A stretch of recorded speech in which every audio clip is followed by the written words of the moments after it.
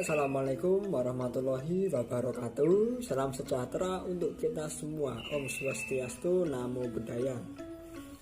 Ya, kembali lagi dengan saya Dekit Adi Saputra di sini, dan kali ini saya bersama kelompok 7 akan menyampaikan sedikit materi tentang rumusan masalah dan variabel penelitian. Rumusan masalah dan variabel penelitian disusun guna untuk memenuhi tugas mata kuliah penelitian pendidikan yang diampu oleh dosen pengampu Dr. Sri Mulyati MPD. Selanjutnya, anggota kelompok 7. Anggota kelompok 7 terdiri dari 3 orang, yaitu yang pertama Apri Trinugraha dengan NIM 20520000138. Yang kedua, Hanik Dwi Andarwati dengan NIM 20520000072, dan saya sendiri Dekit Adi Saputra dengan NIM 20520000101. Selanjutnya yaitu masuk ke dalam materi rumusan masalah. Pengertian rumusan masalah akan disampaikan oleh rekan saya, Hanik Dwi Andarwati. Baiklah, saya akan menjelaskan tentang pengertian dari rumusan masalah. Rumusan masalah adalah pertanyaan-pertanyaan mengenai masalah sebuah hal atau kejadian yang berbentuk kalimat tanya yang sederhana, singkat, padat, dan jelas. Rumusan masalah mempertanyakan beberapa hal yang berkaitan dengan suatu penelitian, di mana nantinya jawaban dari pertanyaan inilah yang akan menjadi hasil penelitian itu. Jadi bisa dipahami bahwa rumusan masalah adalah bagian terpenting dalam inti penelitian yang harus dipikirkan secara matang. Oleh karena itu, bagi para peneliti pemula dibutuhkan contoh rumusan masalah sebagai pedoman. Dalam sebuah penelitian atau karya ilmiah apapun dibutuhkan setidaknya lebih dari 3 rumusan masalah. Tujuannya tidak lain untuk memfokuskan penelitian dan mendapatkan hasil penelitian yang rinci. Nah, sekarang ada beberapa kriteria dalam perumusan masalah. Di antaranya yang pertama, apakah masalah itu berguna untuk dipecahkan?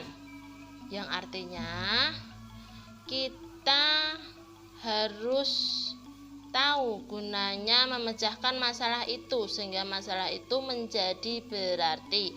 Yang kedua, apakah terdapat kemampuan yang diperlukan untuk memecahkan masalah tersebut? Berbagai masalah memerlukan cara-cara penelitian khusus. Karena itu perlu ditanyakan pada diri sendiri cara bagaimana dan apakah kiranya dapat dilaksanakan. Yang ketiga, apakah masalah itu menarik untuk dipecahkan? Yang artinya peneliti harus mempunyai motif yang cukup kuat sehingga merasa begitu tertarik untuk meneliti masalah tertentu. Dan yang keempat, apakah masalah memberikan sesuatu yang baru? Nah, diperlukan pengetahuan yang cukup luas sehingga dapat mengetahui apakah dengan penemuan masalah berarti pula ada penemuan baru bagi dunia ilmu pengetahuan. Yang kelima, apakah untuk memecahkan itu memungkinkan diperoleh data yang memadai? Masalah pengumpulan data seringkali merupakan hambatan dalam penelitian. Yang keenam, apakah masalah itu mempunyai kejelasan yang batas-batasnya? Artinya, masalah yang terlalu umum dan luas sukar diteliti, karena itu diperlukan rumusan yang terbatas, jadi dipersempit sehingga memudahkan dalam merencanakan segala sesuatu keperluan penelitian. Sekarang pengelompokan rumusan masalah.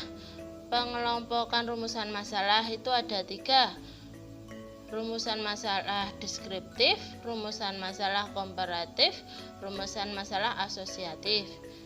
Yang pertama, rumusan masalah deskriptif adalah suatu rumusan masalah yang berkenaan dengan pertanyaan terhadap keberadaan variabel mandiri, baik hanya satu variabel atau lebih.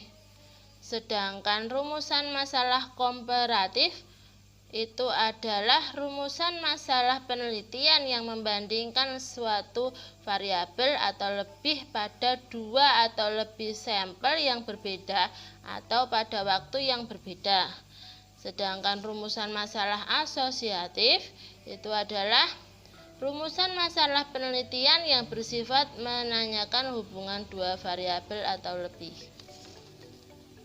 Selanjutnya, langkah-langkah merumuskan masalah. Langkah-langkah merumuskan masalah yang pertama adalah pilihlah salah satu masalah yang ingin dibahas. Yang kedua adalah lakukanlah kajian awal. Lalu yang ketiga adalah merumuskan masalah menjadi judul penelitian. Setelah kita mengetahui langkah-langkah merumuskan masalah, alangkah baiknya kita mengetahui cara menyusun rumusan masalah. Cara menyusun rumusan masalah yang pertama adalah mengidentifikasi subjek area luas yang menarik. Lalu, setelah kita mengetahuinya, kita membagi subjek area luas menjadi sub-area. Setelah itu, memilih sub-area yang paling menarik. Lalu mengungkapkan beberapa pertanyaan penelitian. Kalau sudah, mari kita merumuskan suatu tujuan. Jika tujuan sudah dirumuskan, maka kita nilai tujuan tersebut. Materi berikutnya adalah variabel penelitian.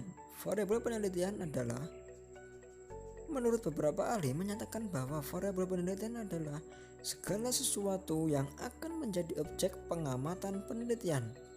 Jadi dapat disimpulkan bahwa variabel penelitian pada dasarnya adalah segala sesuatu yang berbentuk apa saja yang ditetapkan oleh peneliti untuk dipelajari sehingga diperoleh informasi tentang hal tersebut.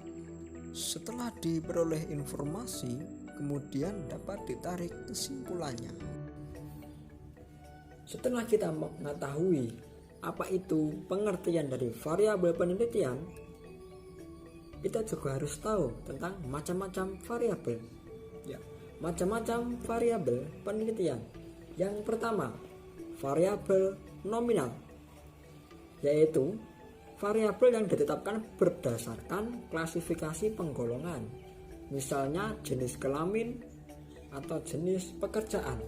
Yang kedua, variabel ordinal, yaitu yang disusun berdasarkan jenjang atau urutan atau ranking, harga, nilai, misalnya seperti hasil perlombaan.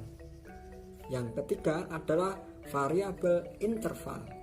Variabel interval adalah variabel yang dihasilkan dari pengukuran yang di dalam pengukuran itu diasumsikan terdapat satu pengukuran yang sama, misalnya prestasi belajar atau penghasilan. Yang terakhir atau yang keempat yaitu adalah variabel rasio. Variabel rasio adalah variabel yang memiliki atau mempunyai sifat, kategori, dan memiliki standar yang pasif atau mutlak. Dari semua materi yang telah disampaikan oleh rekan-rekan saya tadi, dapat disimpulkan bahwa masalah adalah setiap kesulitan yang menggerakkan manusia untuk memecahkannya. Dalam arti yang sangat umum, masalah dapat diibaratkan atau dibataskan sebagai apa yang diragukan, dibingungkan, dipertanyakan, atau dicemaskan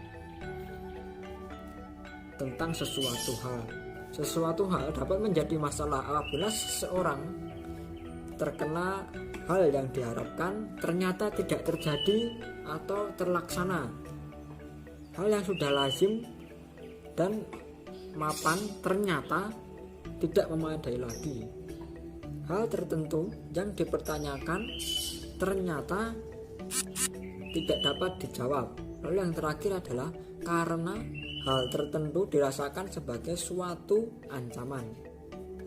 Lalu, variabel penelitian pada dasarnya adalah segala sesuatu yang terbentuk apa saja yang ditetapkan oleh peneliti untuk dipelajari sehingga diperoleh informasi tentang hal tersebut, kemudian akan ditarik kesimpulannya.